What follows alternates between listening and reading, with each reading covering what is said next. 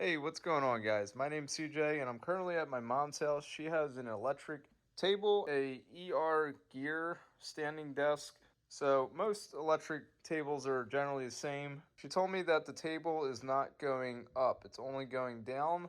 But when she presses the up button, there's an error code, okay? So you hit up and it says ASR. It's flashing ASR.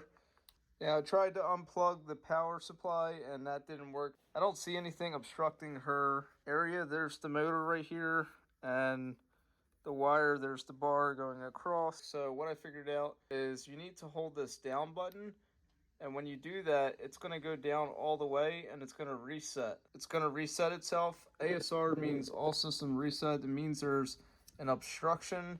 So just hold this down button all the way and then you should be able to go up and you see it's working again.